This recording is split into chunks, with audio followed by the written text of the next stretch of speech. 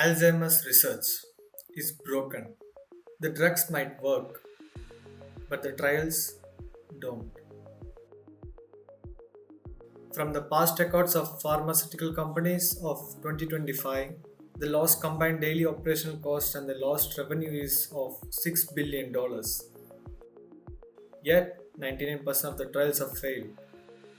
Cause of burn or the slow progresses. We enroll the patients who won't decline fast enough to measure. They dilute the data, hide the cure, and burns the amount. We need to filter this noise. Here comes the act of NeuroChrono.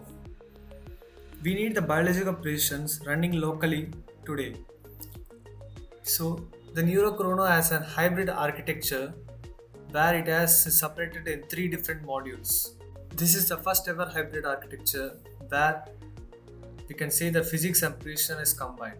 NeuroChrono doesn't guess, it measures. We have a hybrid architecture where the deformer registration pipeline is entire local.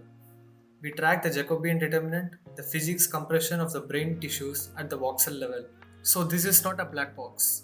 The module 1 is using the existing traditional ANTS and DL registration method. Based on the generic QA guardrails, we get the Jacobian Determinant. As based on that, we can overlay the image and we can see how far the progression is been as in the image. Module 2 comes the actual integration part of NeuroChrono. Based on the math we got, for this patient, we can see the entorhinal cortex is shown minus 3.6 of the Z-score, but the hippocampus is stable. This is the hidden signals we can catch and show to the research scientists or the clinical trial assistants for the quick insights. In a descriptive way, the reports and explanation here are not just on the go. It had 4-stage prompting to maintain the high quality and standards for the quality assurance to control the hallucination.